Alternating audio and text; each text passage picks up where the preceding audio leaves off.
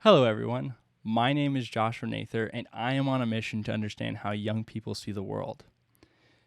You are about to watch an interview between myself and someone else who is under 25 years old about their worldview. That is their identity, religion, and politics. As you watch this interview, please keep in mind that in 5, 10, 40 years from now, we are not going to be the same people as we are today. And if we are the same people as we are today, then we have done a bad job of listening and learning to the people around us. So without further ado, enjoy. Hello, everyone.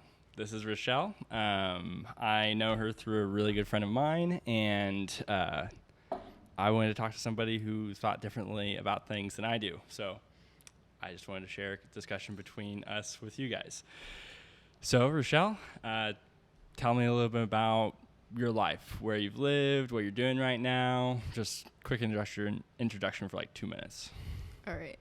Hello. So my name's Rachelle. I'm currently going to school at UT Arlington. Okay. I am about 22 years old. Mm-hmm. Well, 22, 23.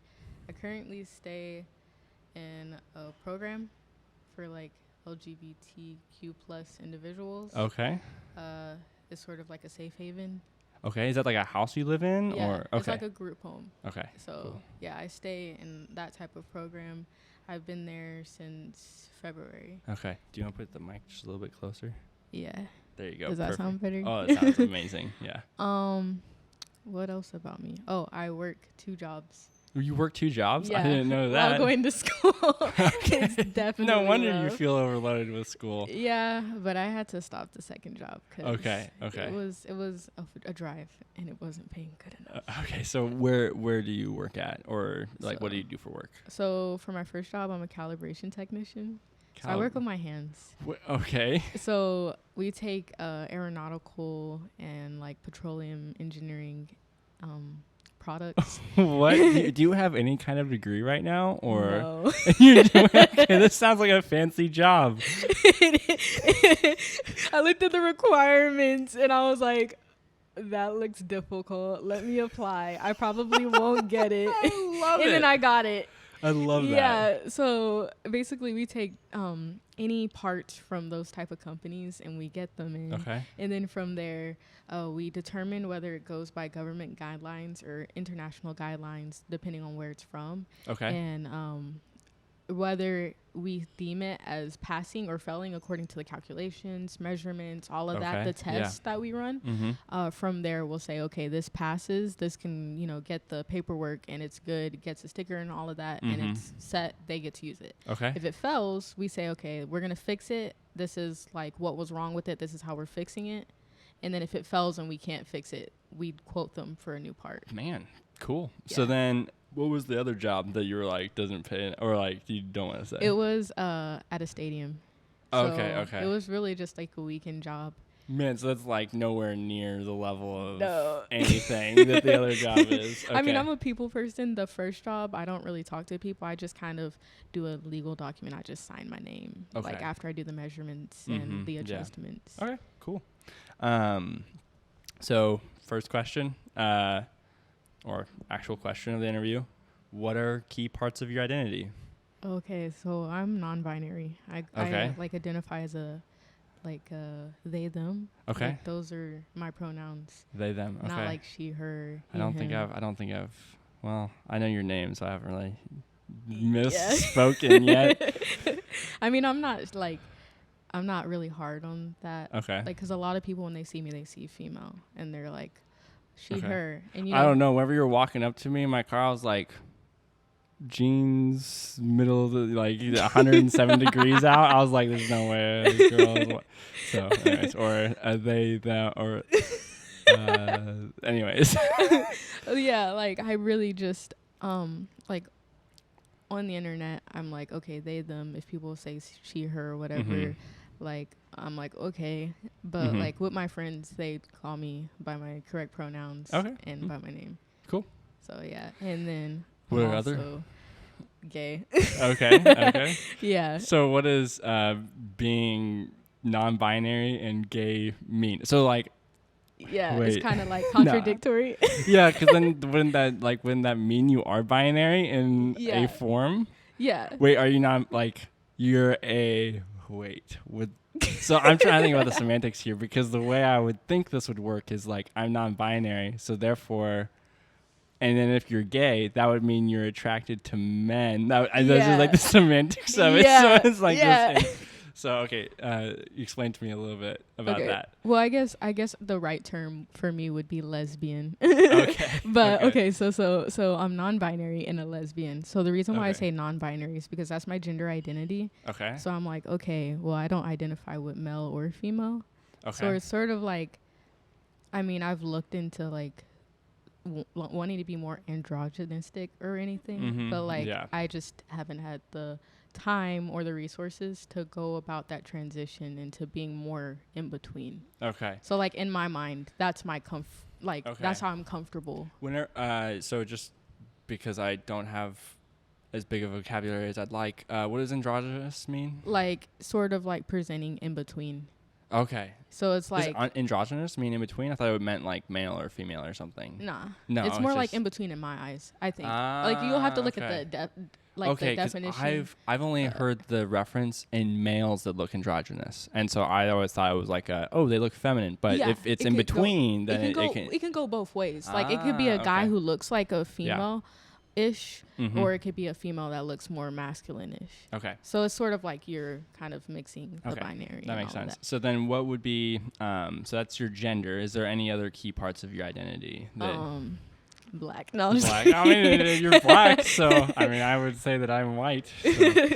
And then the lesbian part is really just because, like, when people look at me, if I were to transition later on and be more in between, they might wonder what's in my pants. So I would say, okay, I'm like a non-binary lesbian. That way they know, like, okay, this person is more like with, Yeah, so they know. It's not like you're catfishing people, I guess. I mean, even if they were trans pre, like operation or anything, like if they were to say lesbian, like that would still work because like they identify as a female up there. Okay. But for me, I guess it just makes sense for me to just say lesbian. So you say so. There's gender. You're black. Is there? You're smart. So I don't know if that's like. Well, at least that's something I would like. Say like, oh, this person seems like a relatively intellectual person. I mean, you do something that seems relatively smart, even though you don't have a college degree. Yeah. And did you say what you were getting a college degree in? Just really quick. I'm getting my bachelor's in science and university studies. Okay. Is with the focus in computer science, math, and sociology. Okay. So I didn't go to college. So did sociology? Like I knew a little bit about you in high school. So like that probably didn't play a whole lot of attention to this, but play a big role in it. But did you learn anything with like the non-binary stuff in sociology? Yes. While you're at college? Yes. Okay. So sociology is the study of society. I'm not sure if people know, like have heard of it, but yeah. So I picked it up because for university studies, you need 3 focuses, and I only had 2 at the time because I switched from computer science to math, and then I lost a lot of credits in between. Okay. So I went to UTA and I was like, hey, like I don't really want to be in school for another 2 years. And they're like, oh, be a university studies major, and then you can combine the 2 and then just pick up a 3rd core focus. And so I looked at the list and I was like, sociology looks interesting. Searched it up, and one of the classes was sociology of gender. Okay. So it was like a gender studies class. Yeah. And it talked about how non-binary people like work to actually disrupt the gender binary. Like, if you're a trans person, like you're transgender, female to male, male to female, you're most likely going to work towards conforming to those like gender norms, right? Like whether you want to or not, everyone in a way is going to conform to those norms. Yep. But we sort of try to disrupt it just so when people look at us, they're like, what is that person? So, I'm trying to think of a good question to ask. So, what are some experiences that led you to having making those part of your identity? Oh, I mean, the black thing is pretty. I don't. I was born thinking I was a different race, and then I discovered I was black. Yeah. So, what are some experiences that like made this shift, or were you always like, I'm not what you think I am? Oh, that's a loaded question. Okay, so growing up, I wasn't very feminine. So like as a baby, even as a baby, my mom would put me in these dresses, you know, floofy dresses. I ended up tearing 2 or 3 of them up. They were like very nice dresses my grandma gave to me. And so my mom was like, okay, I give up. She just slapped whatever on and then go about the, you know. Yeah, her business. Yeah. So we'd go to church. I'd be wearing regular clothes. Yep. And then I grew up even more, and I just never quite liked wearing dresses. Okay. So I I wouldn't go out and be like, okay, look at me in my little dress. I'd be like, okay, I'm going to wear a dress because my mom says, you know, we need Easter pictures. And then after that, I would instantly put on like jeans or like, you know, shorts, like those little cargo shorts or whatever. And then I would go about my day. So she called me like a tomboy. So I was more like very into like sports, very into instruments, and just not in touch with like Barbies or like the feminine side. But I never really thought of it because like, I mean, you know, it's not really thought of growing up. Most of the time those would just be called tomboys. You know, like, so I still had friends that were girls. But they weren't like girly girls that I could remember. Yeah. And then I didn't have guy friends a lot until middle school. And then that's when I started like realizing, okay, I don't quite feel very feminine. Yeah. But I didn't realize I was non-binary probably until like end of high school, college. Okay. Like beginning of college. Okay. So the issue with that was I didn't feel comfortable coming out as non-binary in like high school just because my parents. So I didn't come out as non-binary, they, them until college. Okay. But were you like just not attracted to dudes? Because I remember you had like a pride like bracelet at like one birthday party that we saw each other at. So there was something that happened in high school like that, like you were lesbian, but maybe not as extreme as non-binary. Yeah. So was that like something that everybody knew about, or? Or was that just kind of like under the radar? It was under the radar growing up. Okay. So like I was super religious. So I was just like, I don't feel any type of way like towards guys at all. Like at all. Like a lot of girls would be like, this boy, he's this and that. And I'm just like, girl, I don't know. Like what do you mean? I don't see him that way. Yeah. And so I was just like, okay. And so like it was 9th through 10th grade and it was summer band camp. So it could have been 9th grade. And this girl was like, are you gay? Like, have you thought about that? And you were just like, I was like, no, I'm not gay.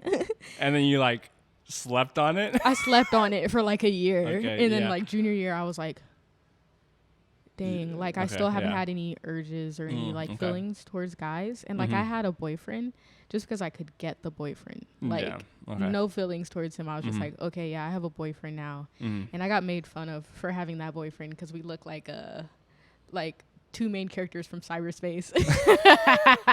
I had a little bun, the black character. Yep. And I was just like, I have a boyfriend. I didn't see him any type of way. We were just friends. Yeah. And I was like, I just don't feel any attachment. And so then like I always had like feelings towards like if a girl in the class that sat in front of me was really cute, I would be like, she's dating this one boy. Why is she dating that one boy? Like, what does she see in him? It wasn't as if I was jealous over the guy. But you saw a difference in like attraction level, and you're like, oh, like I was like, why is she with him? But it wasn't like I was jealous. I was just like, what does she see in him? And so after a bit, I actually realized, wow, I do like that girl, and like that's why I questioned it.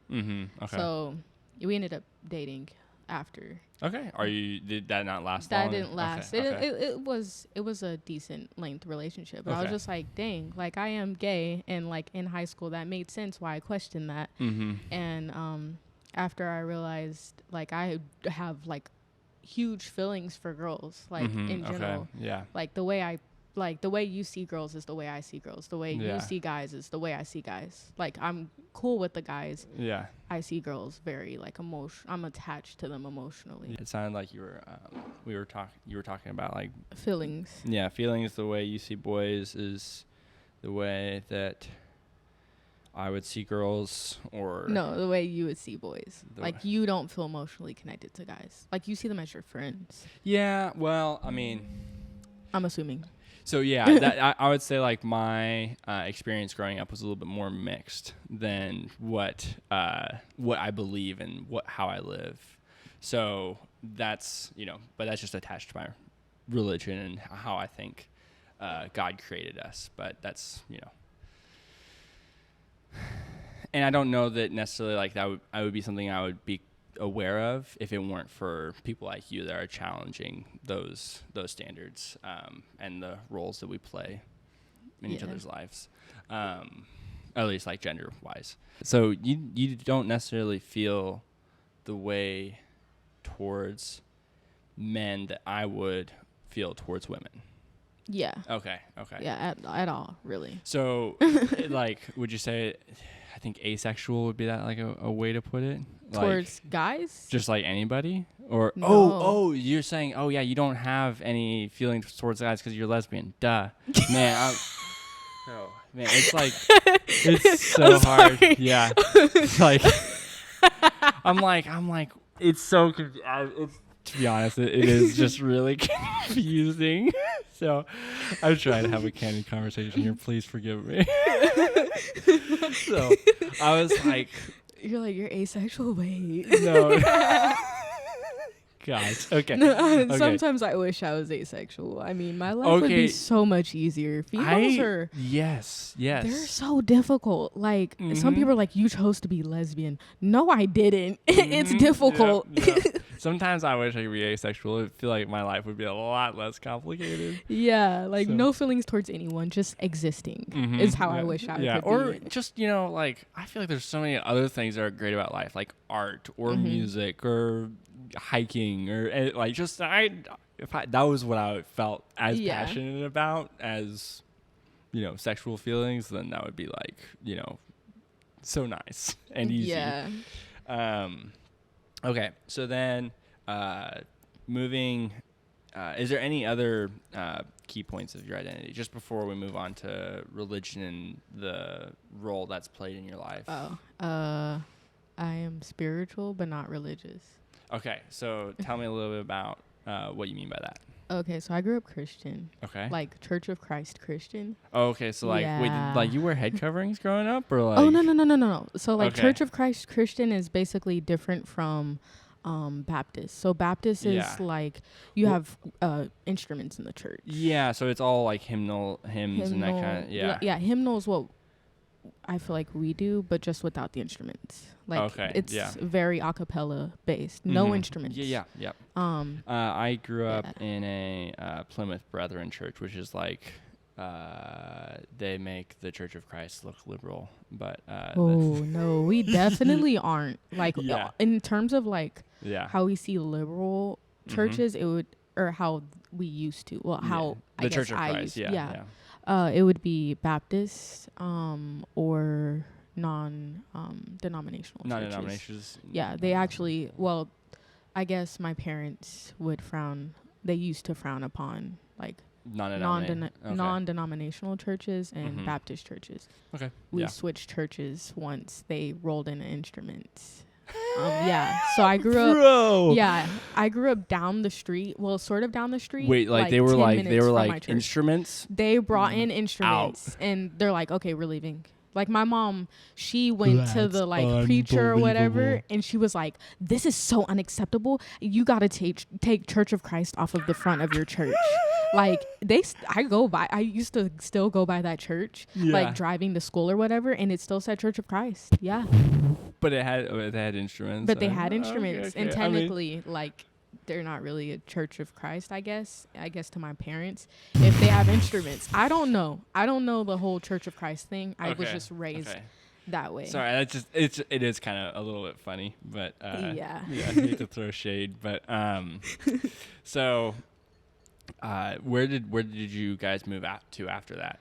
I'm not sure if I should say the church name, but we Well, moved like denomination wise. Church of Christ still. Church of Christ, but okay, in a different city. Okay. So yeah. it was a church in Fort Worth that we went to, and then we Okay. moved to a Burleson church. Ah, okay. Yeah, so it was different people. So in the first church, it was more mixed. Mm-hmm. There were a lot more African Americans, a lot more people of color. In and the then first church? Yeah, and then Okay. in the second church, we moved around middle school time. Okay. Yeah. And it was a lot more Caucasian people. Okay. Yeah. Yeah. So, well. I felt kind of weird at first. Oh, okay. Yeah. Yeah. Yeah. I met one of my good friends.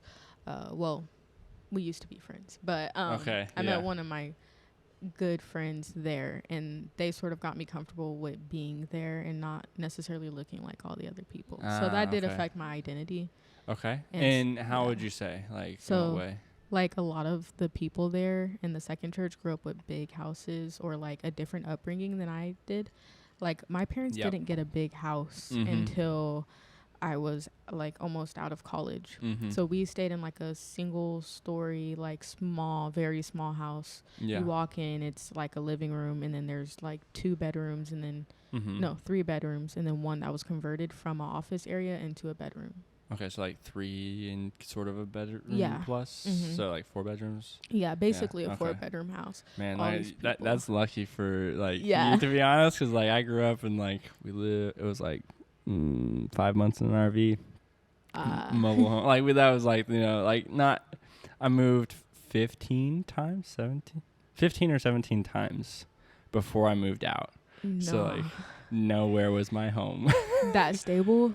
That's what's crazy. Yeah, like so we moved everywhere. There's like, yeah, and there was like 2 houses that had 4 bedrooms, and that was cool to live in a house with 4 bedrooms. But I remember going to Ari and Nathaniel's house and like, how many bedrooms? Yes, do you have? bro, me too. Me too. Yeah. With all the good. siblings they had, and then like how big their house still was, I was just like, whoa, because on the outside it looks like a normal house, but like their hallways were long, and then like you could turn in the house. No, when you walked into my house, you like saw the whole there. house It was all there, from there. And I mean, I can't complain about it. It was where I grew up. We never moved. It had bad memories though. Oh, like okay, yeah. it was a physically like stable environment, so I knew I had a house, but like emotionally it wasn't an emotionally stable house. Okay. So I guess I also identify as mentally ill. That definitely messed me up. Okay, so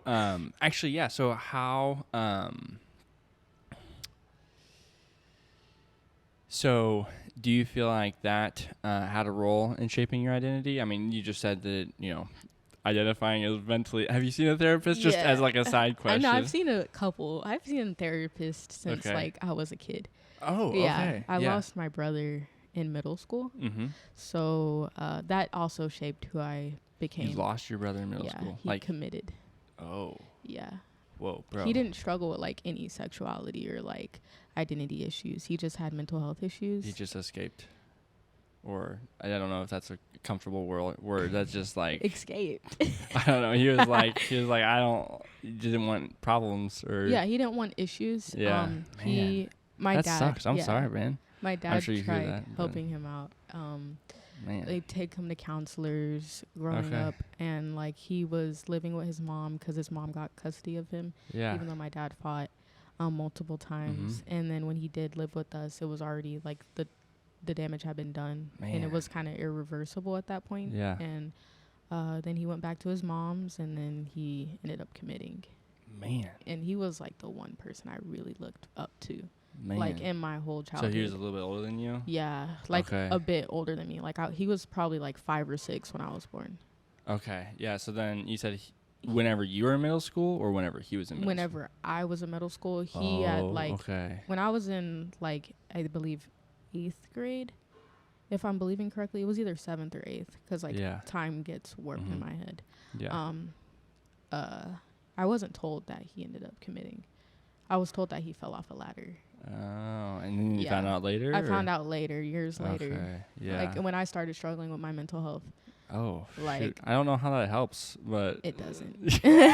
I wish I would have been told, like, yay. Yeah. You know, my family has mental health issues, and we just kind of, like, kept it hush-hush until, like, it started becoming apparent that I had them, too. Man. So everyone in Yeah. my family, like, struggles with Oh, depression, okay. but I just have a different set of mental Issues. illnesses. Yeah. Okay. Man. Yeah. So,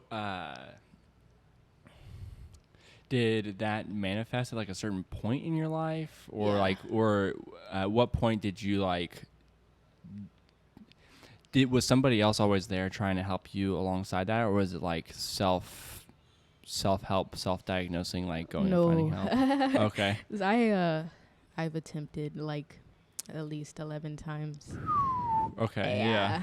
I know. Okay, yeah, A lot of people say it's God, the reasons why I'm here. Yeah. I'm just like, I know maybe I didn't try hard enough. But like Man, that's you rough. know. Yeah. But like I ended up finding out like as more and more like as I attempted more and more, they just stacked on the diagnoses. Okay. Oh my God. They're like, more no, it's this. No, it's also this. Like I think I have Man. like 3 or 4 diagnoses. Oh man. Which is why I stay in the group home. Oh, so that you're around people and so I'm around people. Okay, yeah. Whenever I came out to my mom, I came out to her in high school, and she did not take a liking to it. She's very conservative. Yeah. Very, okay. but like there's a difference between being conservative and still like saying, okay, this is my daughter. You know, I don't agree with your ideals, but I will allow you to just, you know, figure yourself out. Yeah. And then there's a difference between like that and saying, okay, like this is how things are going to play out. In the end, you're going to like, this is going to happen to you. Like you're just going to, and like that's how she started out in high school. So I became like super more depressed because I was already like, I already went through it with my brother, like losing my brother. So like she basically told you like, can you be a little bit more specific? Are you comfortable with that? You gonna end up in hell. Oh, okay. Yeah. Yeah. Yeah. Okay. I didn't want to. That's what I was picking up on, but I didn't want to like. I mean, but like parents, you know, they think what they're saying in that moment is probably the right thing to say. But like years later, she came back and she was like, okay, yeah. No, it probably like, wasn't the most healthy. That probably wasn't the most healthy. So like we're working on a relationship right now. Okay. I mean, it's not as strong as it used to be when I was growing up because she used to be my favorite parent. And now I just don't have a favorite parent. Equally, like, they're just like, they're my parents. Yeah, I like, got that's you. how it I is. Gotcha. Well, like, I know that for me, you know, whenever, to be honest, I went about it a little bit more tactfully. I was like, hey, Dad, so why are gay people bad? And then, and then he was like, well, you know, my dad was like, I love him to this day for this because I was like, I don't know what would have happened. I was in like a really like tense point in my life, and he was like, well, I don't think there's anything inherently bad. I think that we all just like really want to be loved, and people go where they feel like they can be loved, and you know, whenever people aren't rooted in Jesus, they go somewhere else, and for some people, that's other dudes. And he was like. And he was like, to be honest, like, he's like, but that's wrong in the same way that going and loving, you know, having sex outside of marriage. Okay, and yeah. So that was like, and that made me feel like a sin is a sin. It's just a sin. Yeah, it wasn't like, you know, this. I was it wasn't like I was a terrible person, and like he didn't like he picked up on it like zero amount, right? But going from that point on, like I was kind of like, oh, okay, like I know that I'm in like a safer spot. Like, you know, if I felt based around my feelings, like I didn't have to. I knew how my dad and parents thought about it. So were you into guys? I was, or I was in high school, so that was like the natural.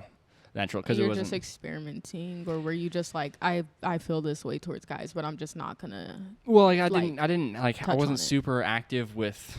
I wasn't like sexually active, you know, because I was in high school. Good. I mean, yeah, I didn't have a car, I didn't have a way around, but it was kind of like, okay, this, you know, I hear the way other friends talk about it, and so then that based around that, I was kind of like, okay, well, I have. I really wanted to have a family, so that was like, you know, okay. So I wanted to have a family, but then I have like conflicting emotions there. So then I just, kind of now I'm still kind of growing through it.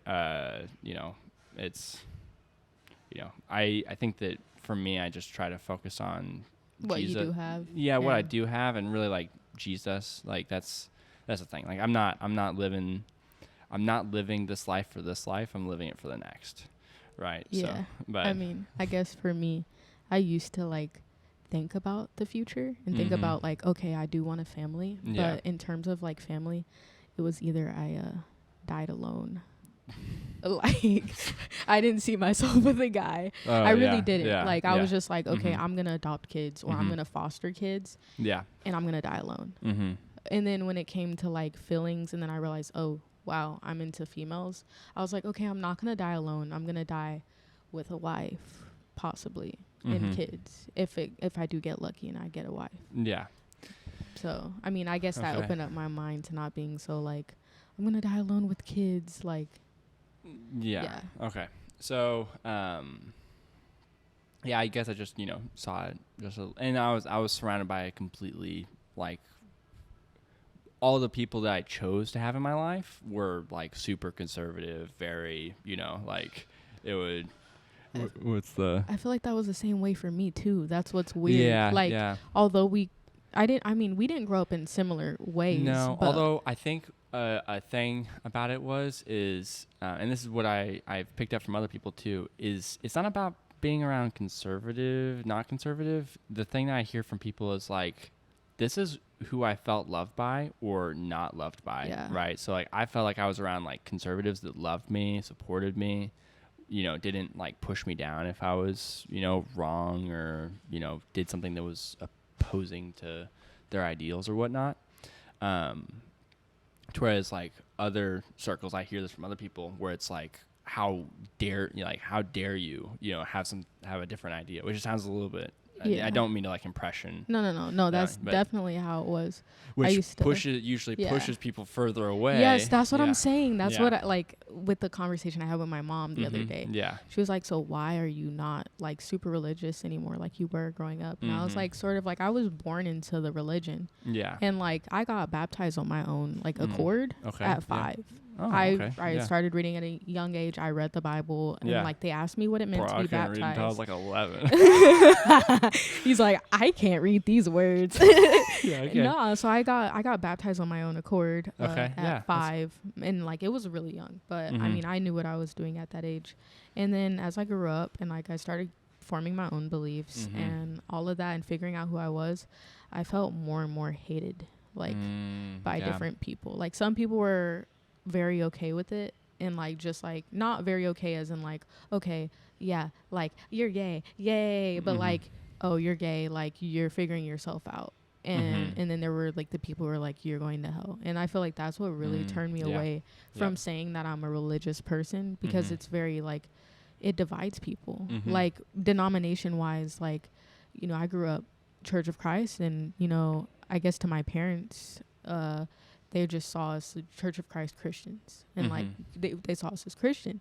But like to some of the people I talked to, they're like, okay, if you're a Church of Christ, you're going to heaven, and if you're like, they had like levels of heaven for different churches. Well, not levels of heaven. Okay. It was like you have to be of this denomination, or like you're just not gonna get into like heaven. And I was just like, I was like, crazy. At the end of the day, like, aren't crazy. all religions just like trying to have like a good set of ideals, and like they just want to be good people? Like, I mean, although they're focusing on different gods or whatever, like they're good people. Would that be like your consensus on what religion is now then? It's just like divisive. Like at the end of the day, y'all are all just trying to be good people in your own like views, right? Okay. I mean, of course, like you believe somewhat different things. Like, you're focused on different people, different gods, or a different god, singular. It depends on which religion.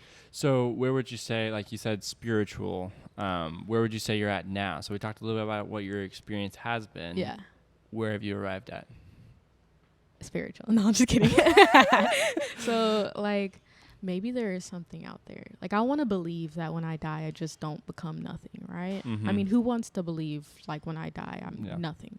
So I want to believe that there is something, but it's more so like I just try to give out as much good energy as I can, and then hopefully it will come back. Like I don't need to like be like, expecting good energy. I'm just hoping eventually it will So is it come like to the me. like karma kind of thing, or like you're like, I I wouldn't mean, call it I wouldn't call like, it karma, but it's okay, just like okay. be a good person at the end of the day. Like I've made mistakes as a person. I Mhm. can't say I'm a perfect person, but I'm not going to go out and just like, do evil things.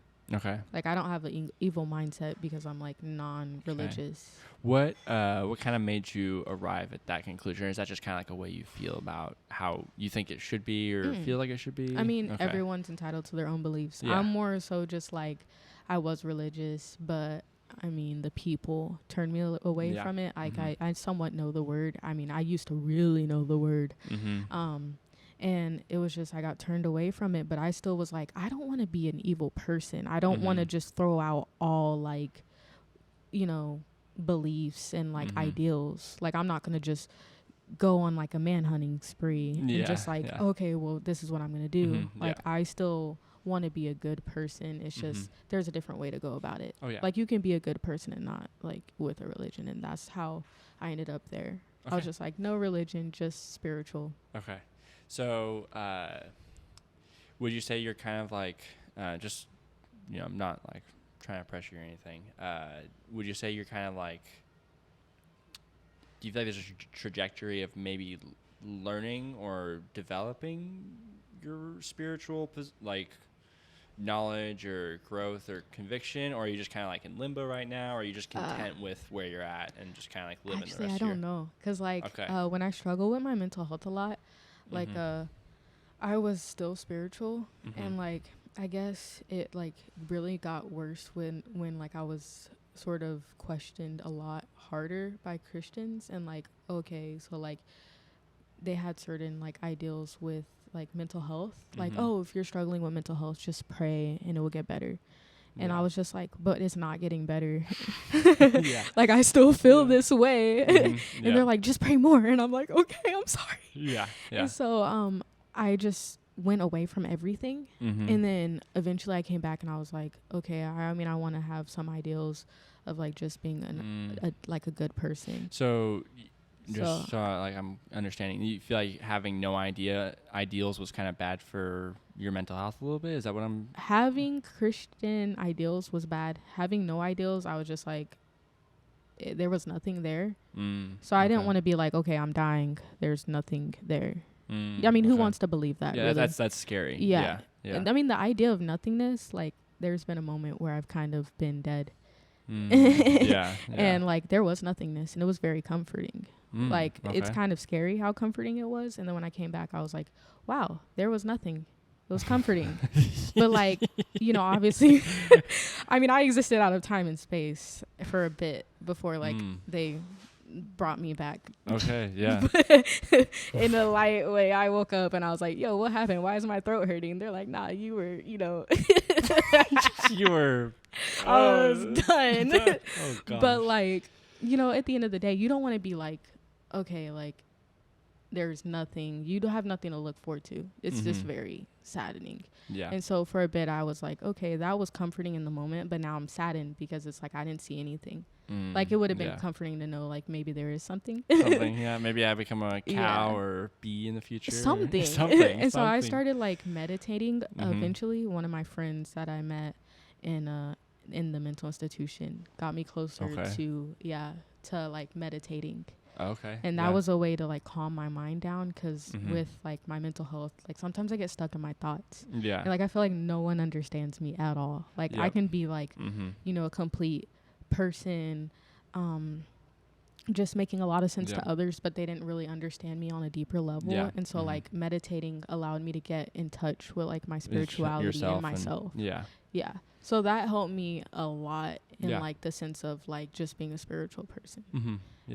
I was definitely like, I couldn't say like I felt this way in February. Like, like February is my brother's. Like February. Yeah. That's when my brother like ended up committing, is like the day before his birthday. Oh man. Yeah. And so every year around February, it's rough for me. And I ended up going through a lot, and it was just so much. And then when I got out of the institution, I kind of got pushed into the world, and I didn't feel any type of way towards anything. I was just like, oh, okay. Like now I'm, kind of drifting a little bit. Like I ended up moving out on my own, becoming homeless because I kept attempting. We got a timer. No, I'm just kidding. Sorry about that, guys. We're gonna pause and be right back. Be right back. My lactose intolerance is telling me to hold on. Man,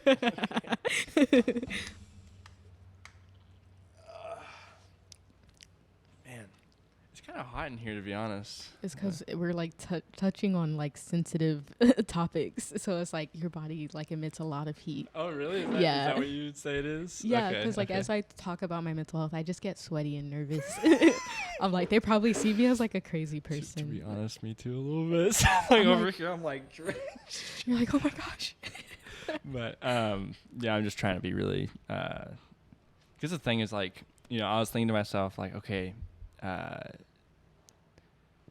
you had mentioned being not understood or feeling not understood, and like I don't know that I'm not going to do a perfect job of it, but that's one of the things like I'm trying to set out is like maybe not like the person sitting across from me, like I want to make them feel a little bit more understood, but also the people listening, or for whoever, like okay, maybe they can feel a little bit more understood because other people feel this way. Maybe not entirely hate me. Yeah.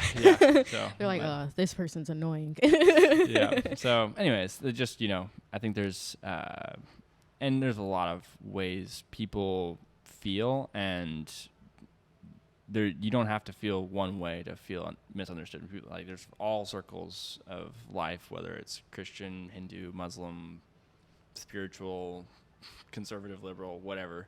Like you can feel misunderstood in every culture and every ideal. So I feel like I'm commonly misunderstood in all aspects of my life. Yeah. Which really affected like my mental health too. Yeah, I think that at the risk of sounding preachy, I think that's like the biggest draw to Christianity for me, because like one of the things that, at least for me, is like there's this idea, or at the very least, of a God that wants to know me and knows me more than everybody else because he's God. And like, because I'm misunderstood by my parents, by my wife, by my friends, like there's nobody that's going to understand me perfectly, even myself. But I feel like there's the idea of a God pursuing me and wanting to understand me, and I think that's really comforting. But I never felt that way.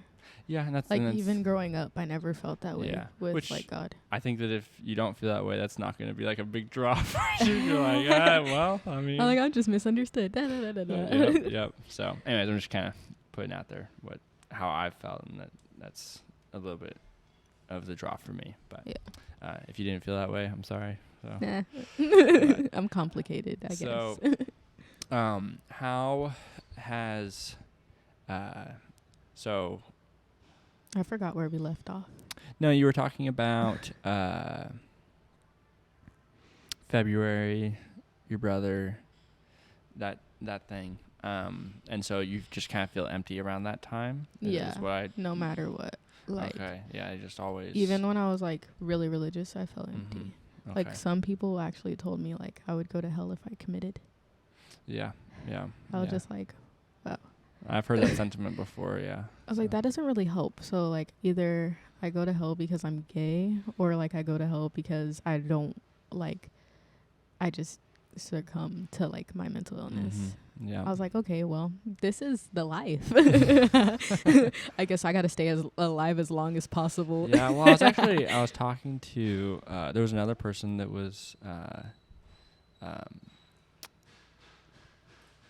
the fatalist thing, where they're like, well, I don't think there's a purpose in living, right? And I was like, so why are you still here? Why? I just asked. I was like, I don't, why keep living? And then they're like, well, what if there's a God? And then and I was like, so wait, the possibility of there being a God is enough for you to stay. But guess not that's good. but not enough but not But not enough enough for you to- to change how you live or I don't So, know. I guess for there's- me it was just like in the good moments I was still at a low. I mean, I'm still like Mhm. I'm always at a low, but Yeah. it's not like as low as it gets in February. Or like yeah. at certain times when I'm under a lot of stressors, it gets even lower, and I'm like, wow, I didn't realize it could get this low. Yeah. So, I guess in the not low parts, what like is it just this sense of there being more, like the just like I long for more. cosmic goodness? You long for more. Yeah, like that's why I'm moving. I want a better like Okay. You want better scenery. like better scenery, better Yeah. like economic Better stability. weather.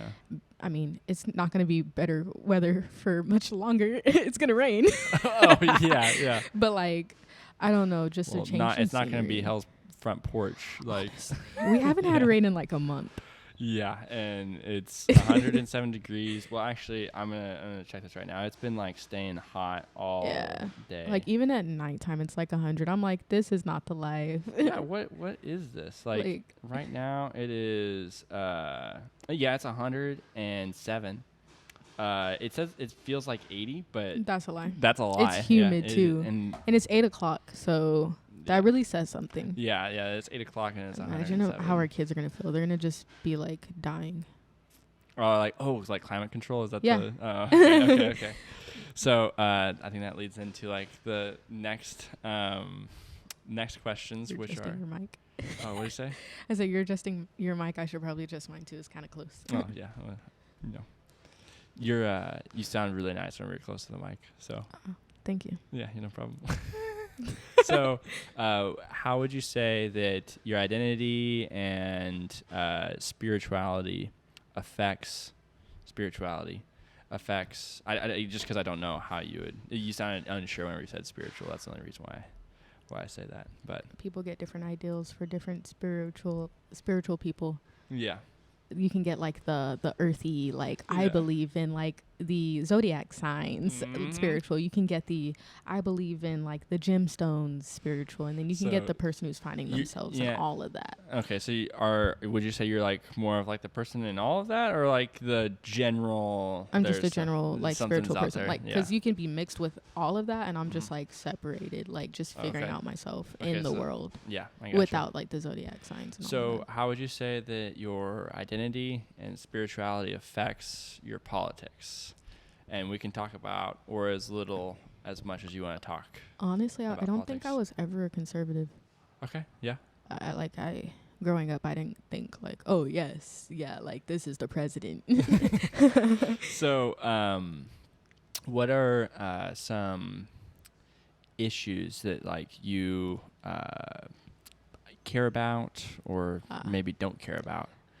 I care about like social services, since I do stay in like Okay, a group yeah. home. I'm like Yeah. yes, so like I do believe that social services are a good thing, and like but they do need to be developed more. Okay. Like yes, we have them in place, but like for me, I was working like Mhm. as a server, and I was able to get like just a bit to just help me by Mhm. while being on my own.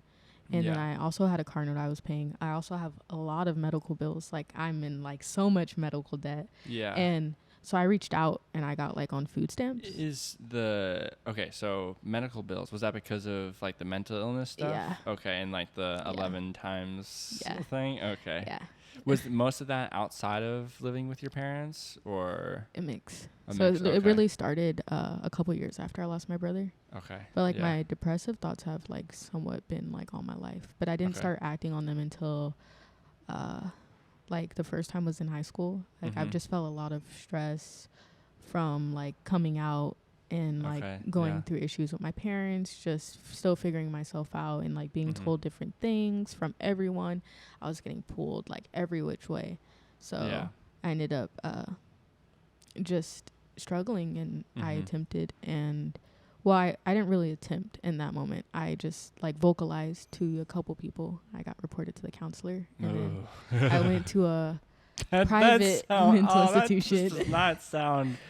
yeah. I'm sorry. That's like that's such a weird mix of healthy and unhealthy at the same time. Like, okay, I mean, it was good, right? Yeah, but like good. the I don't stuff know. I experienced there was not good. Like, it was a privatized like mental institution, so it was like very comfortable in like comparison to the county one. But like the staff at any institution treats you like crap. They treat you like you're less than. Yeah, well, it is. Well, not that my wife, like, I love her as like, you know, she's a great person, and I think like, from what I've heard from like her because she not like mental institution stuff, but she was just a CNA, which is like 50%. Yeah. Like, you know, people that are, you know, they've gone past the sane part of their life, and so like the people that she would work like she would come home and she was really like happy and like but I saw some of her coworkers, they just hated life, like, and I, you know, kind of gotta give it to them. Like, it's gotta be hard, like, day, like, for the people to like visit, or, you know, they're like, you know, for okay, but that's like their life, and they just gotta like, I don't. Sorry, not to like discredit your testimony, but I'm just like, I mean, but then again, you chose that job.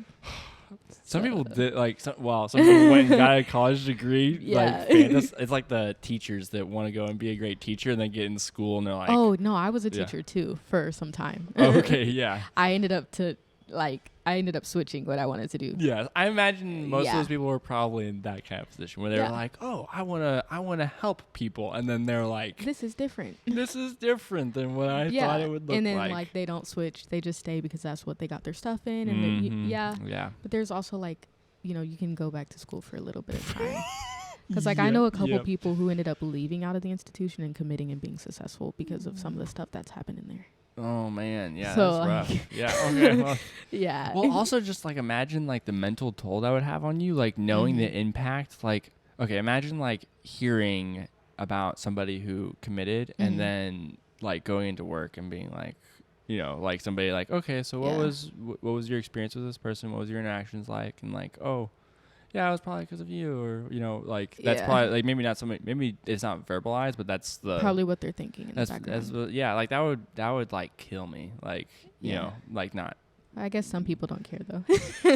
Anyways, I'm making excuses for people that we don't know. Yeah, we don't know. So. I mean, I want to keep a positive mindset. Maybe they're just going through a rough day, and like, you know, they don't realize that what they do with those people being stuck in those type of places, like for 24/7 for like 5 to 7 days, sometimes like a long-term stay is 2 weeks, because I've stayed 2 weeks before. Like I stayed 2 weeks the first time, and that's when I started getting on like antidepressants. Man, But are you still on antidepressants, if I can ask? Okay. Because like one of my like mental illnesses is just made worse by antidepressants. Okay. Like I actually became more like. Yeah, the only reason I'm not a doctor, so, you know, it's just personal, but all the people that I know that have been on antidepressants, it's never been a good experience. I mean, they can help in like line with like therapy, but like at a certain point, you can't depend on them. Yeah. Like I once came out of an institution and I was on like double the dosage that I needed to be for my like age and height and weight. And I came out as a zombie. And my mom's like, yo, you don't look good. And I was like, yeah, I don't feel anything. Like if I got ran over by a bus, I would not feel anything. That's kind of rough. Yeah. So you mentioned, so I wanted to pause, but and bring it back. Yeah, but so you mentioned being homeless. So like, is that, so it seems like there's a lot of things that have led to you caring about the social.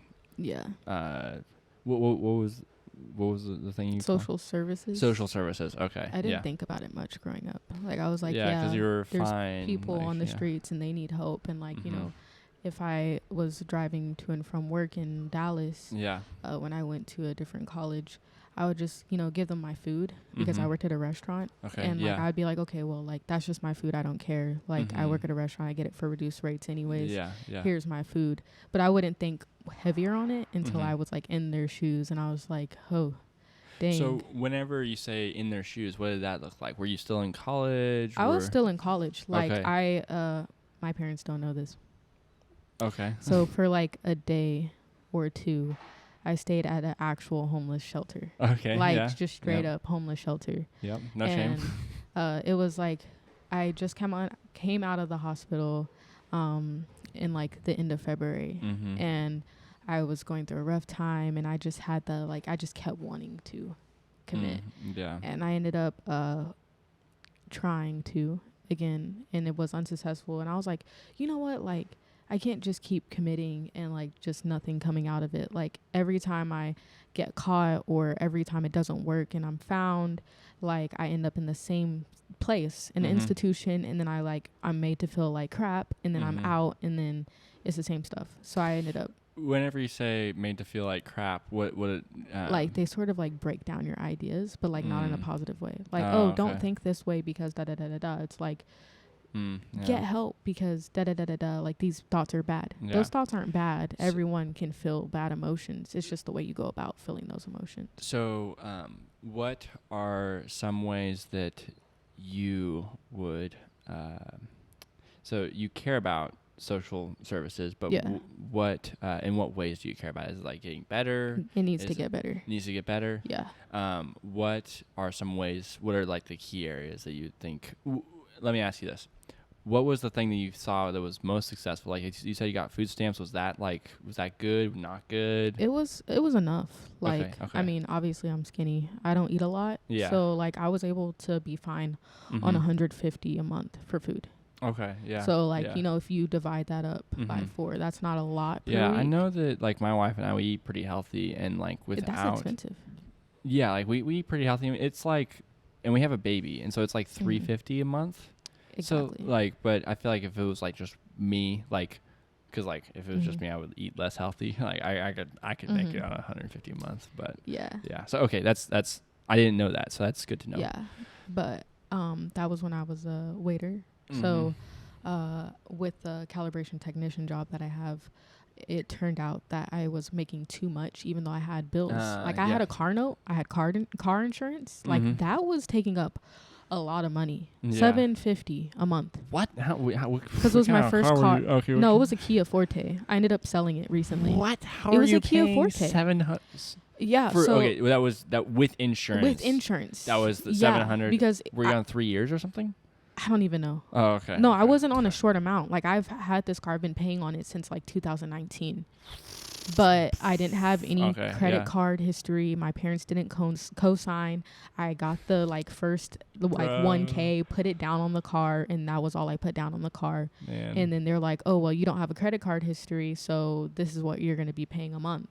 Yeah. And then with the car insurance, I like while learning how to drive, me and someone accidentally like had a tiny accident. Like no one got hurt, like airbags didn't even deploy, like paint job type of accident. Yeah. But it still came up on the insurance. So my premium, what could have been like $100 for insurance, ended up being like $320. Gosh. Exactly. I haven't gotten into any accidents like since then that were my fault, and like my insurance still stayed the same, like still 300 something. So man, okay, so because of how much you were making, because it doesn't account for how much you're spending. Yeah, it doesn't. Yeah, like I put all of that, medical bills, everything. Yeah. I wasn't making a lot. Yeah. Well, okay, can I ask how much you were making? So, okay, let's see, because I have to really think about it, because it ranges. Well, a good way to do it is like $1,800. Like after taxes, $1,800 per month. Yeah. Okay. Like without bonuses, because with bonuses it could range from like $2K. Because a good way to do this like per year is like whatever you make hourly times 2, and then add 3 zeros. Well, I was definitely not making that much. That don't work. Yeah, because like that's on $20,000 a year, like something like that. And you did not qualify for food stamps at $20,000 a year. The cap is like $2,500 a month. Okay. But like with the bonuses. And like for some reason we were doing an amazing job at like hitting bonus. So they got that home. And so then because they take your, because of that you didn't get the food stamps because of your bonuses at your work. Because you have to screenshot like the little bank statement you get that shows how much you have in your name. Because I guess like if you lie, they can like arrest you. So you have to list all the bank like accounts that you have, and then you have to have like the bank statements.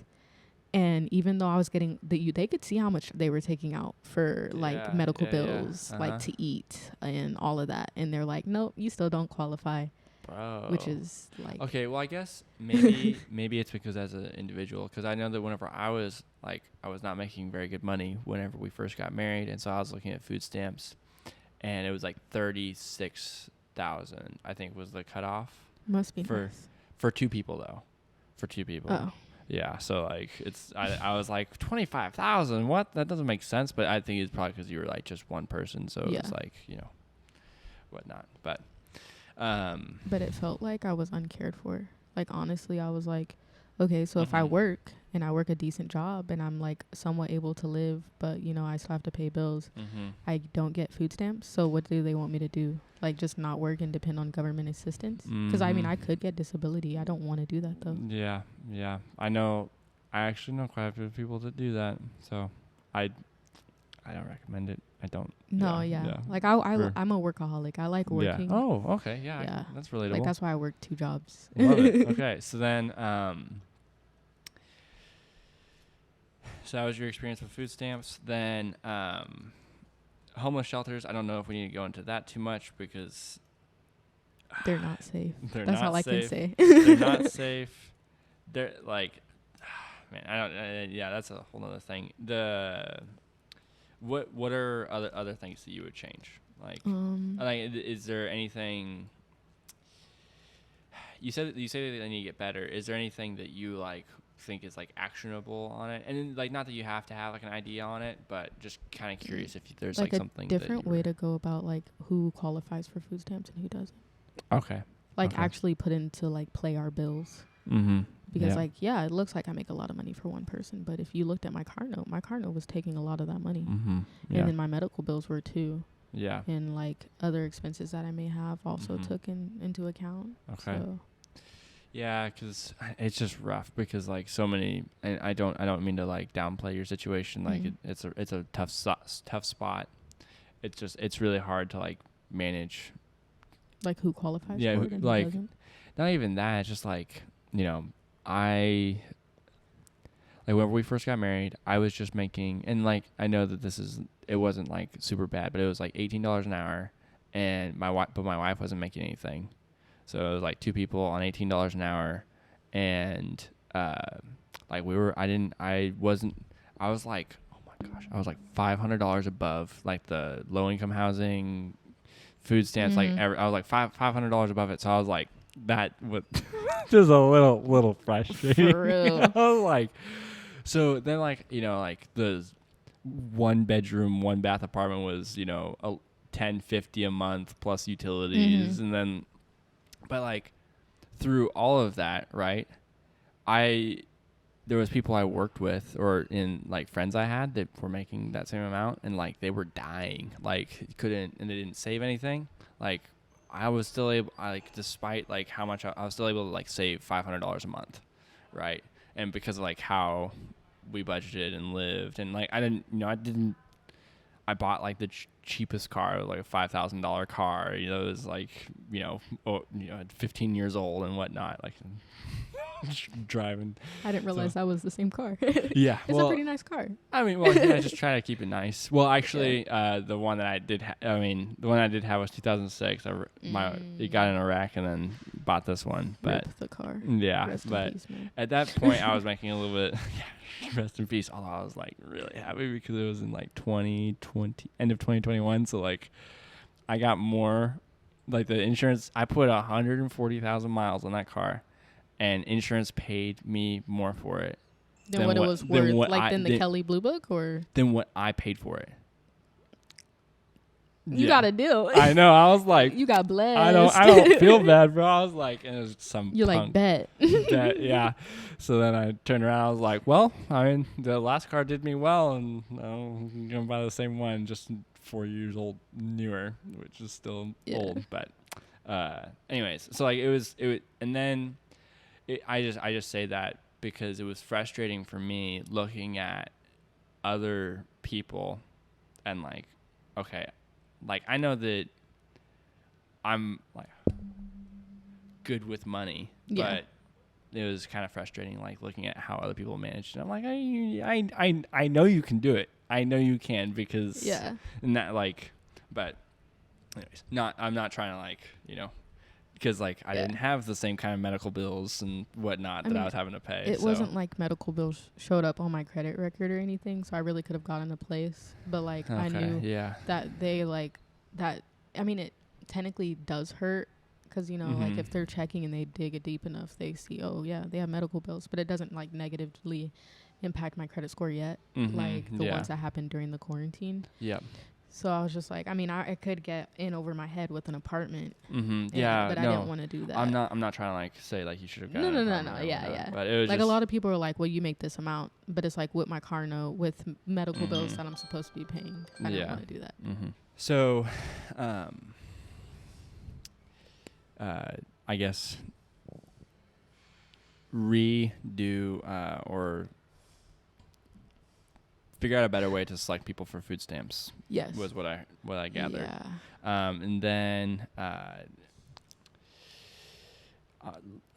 is there any other like the mental institution thing? That, make those better. Make those better. Just a little bit, if that. Like, don't make a person feel bad for wanting to go and get help, and like maybe have it where it's different in regards to how much they are. Like for the quality healthcare that you get in those institutions in the hospital. I should not be paying that much money. It's like, should I, like, is there really a point of me getting revived? Like, so I can pay that medical bill and just be reminded every month that I failed? Oh, man. Yeah, that's...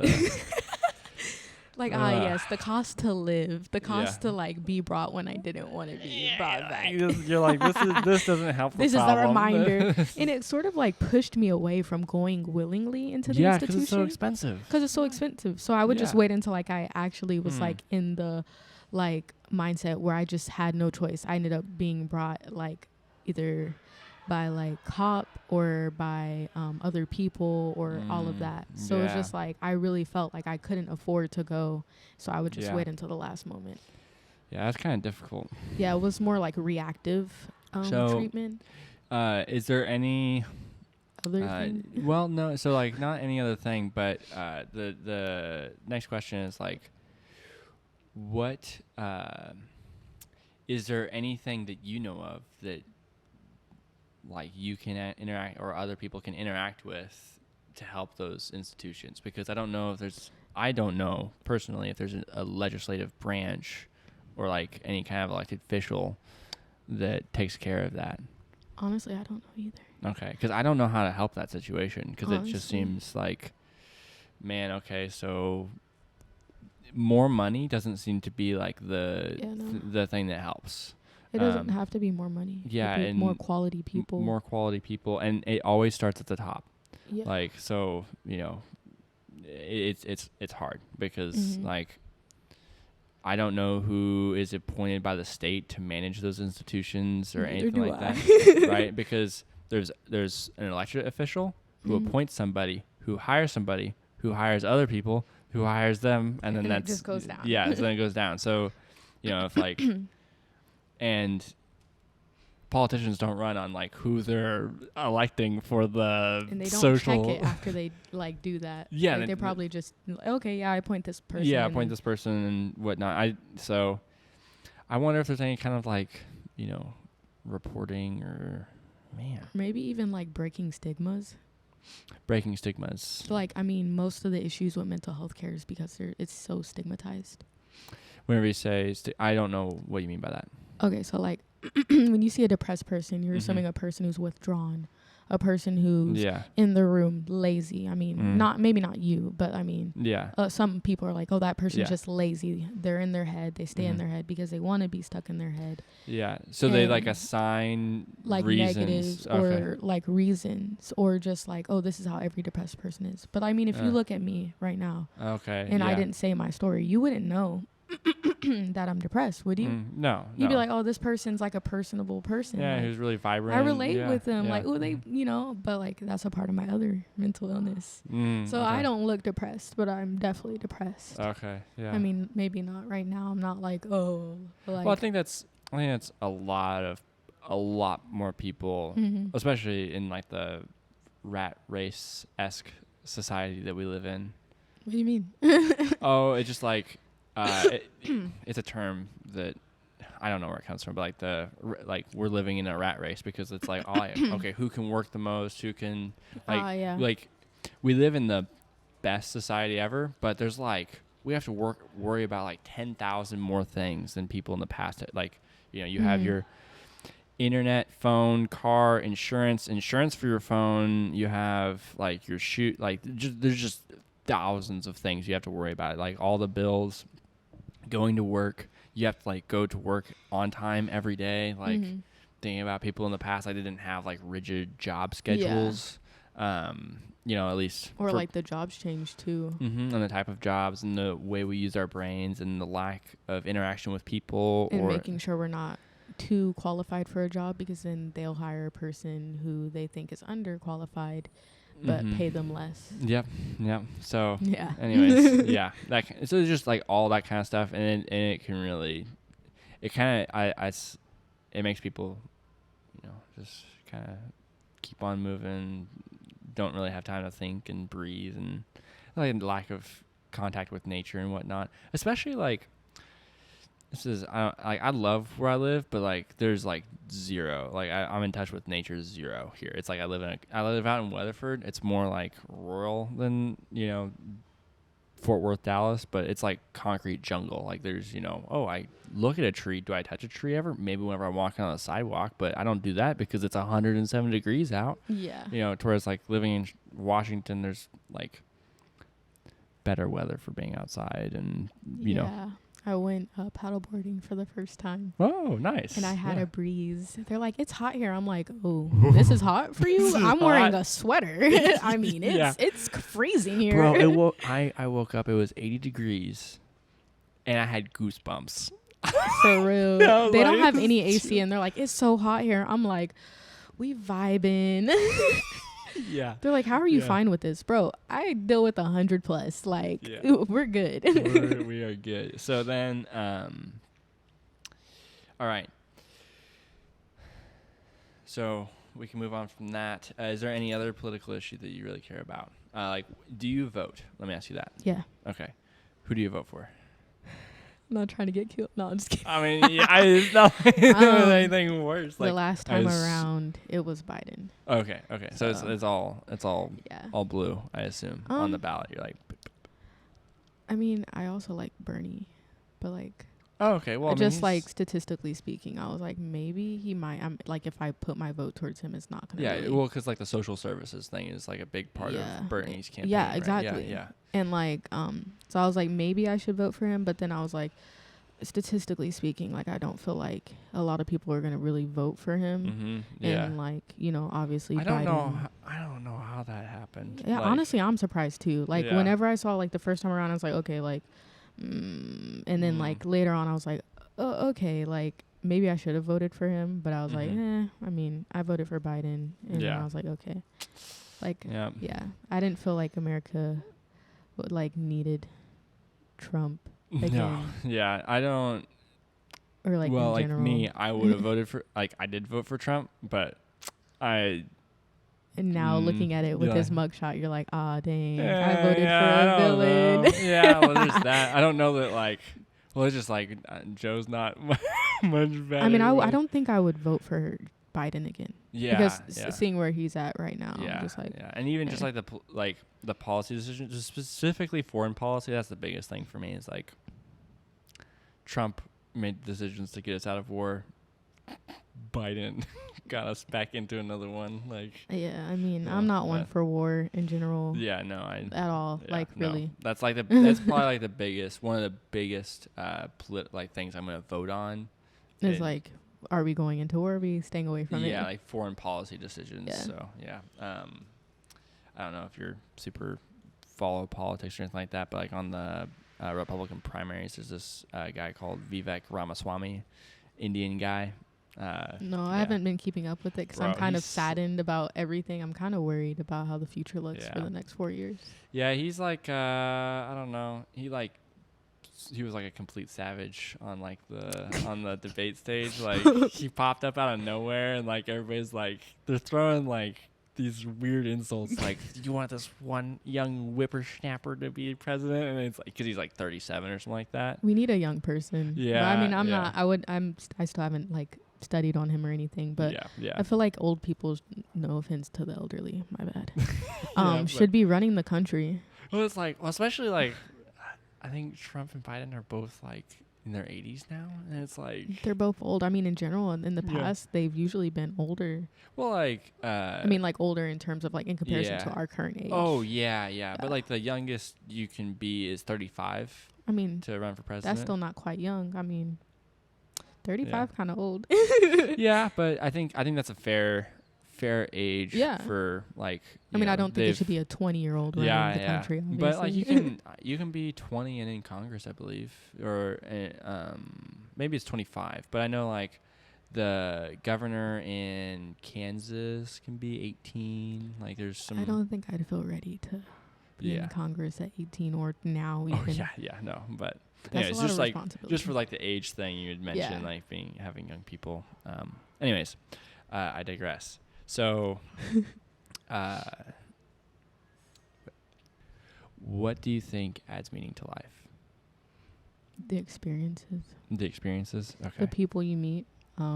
Experiences. I mean, what you go through. Okay. I mean, like I've gone through bad things. Mm-hmm. And you know, I've fallen on my butt. Yeah. Like many times. But if I didn't fall on my butt, would I really be living? And like that adds, you know, learning lessons. That adds, you know, me becoming a better person, you know, in general. Yeah. I mean, we're living so that we can make mistakes, so we can experience new cultures, experience new like people. Hold on a moment. You don't think you're recording? He just got nervous. Oh, are we keeping that in? That would be funny. Yeah, I'm keeping that in. I'm keeping that in. Hold up. He's not recording. Yeah. So, okay. So experiences, like even bad experiences are like proof that you're living. Is that what? Yeah. Basically what you said? I'm in the institution. It was a bad experience, but in that bad experience, I've met a lot of good people. So it's sort of like, you know, I did learn from those bad experiences, and I did gain something from those bad experiences. I mean, so really life is just about new things. Okay. So this is going to sound like a redundant question, but why do experiences add meaning to life? We'll be out of here really quickly. Yep. Why do experiences add things to life? Add meaning to life. Add meaning to life. I don't know. You don't know? I mean, don't they kind of shape who you are in a way? Because if it's a good experience, like obviously you learn something. Maybe not. Okay. Like you wouldn't have learned as much as if it was a bad experience. The reason to keep on living is because of those experiences. I mean, yeah. Okay. I don't know, because like obviously I've attempted before a lot, so like in that moment I didn't feel that way. You didn't feel that way? Yeah, I felt like, what is the point of living? Yeah. And like I was just at a very low, and I was just like, okay. Like even these experiences don't add up like enough for me to keep pushing forward. But then like, you know, once I was out of that very low moment, you know, I was at like somewhat of like a better low. Or like even just a okay moment, and I was like, okay, yeah, like I'm fine with just existing. Yep. Yeah. Okay. Do you know what kind of experiences you'll be holding on to, like the hope of them next time that time comes around? No. I probably I'm hoping I won't be so impulsive like all the other times. Yeah. I'm just hoping I'll actually think through things. But I mean, I can say one thing and then, 10 months from now, I'm in a dark place again and still attempting. That's relatable. So not I have not attempted before, but feeling that way is, Yeah. you know, I don't want to be like, oh, I'm going to think this and be a positive person. So wrapping it up here because we're needing to head out. Sadly. Yeah, I know it's been wonderful talking to you, actually. What is something that you would encourage people to ask themselves or to think about? Who am I? Who am I? How do I exist in the world? How do I exist I in mean, the I world? can't tell you who I am. I mean, it can change. Yeah, but that's a good question to ask yourself. Yeah, like Okay. in that moment, in every day, like Mhm. just who am I? It can Yep. change from day to day. Yep. So just trying to figure out your way in the world, and if you don't know it, like that's fine. Like Okay. you're not set to know who you're gonna be in 10 years when you're 22. Like Yep. I felt that pressure by society in college to Yep. know who I wanted to be.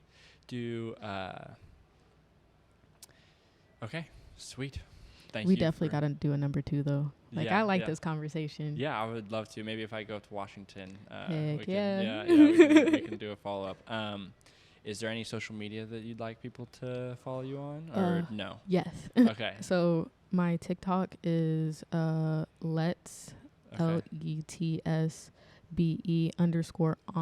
like honest. Okay. And then my Instagram is Rachelle RACHELLEH Okay. 725. Okay. And those are like the main So two. for people watching, I'll put that like here. So Like here. yeah. So okay, cool. Well, we're gonna have a good drive back to where you're from, and yeah, I wish you the best of luck. Thank you for talking. Thank with you. me. It was nice. All right.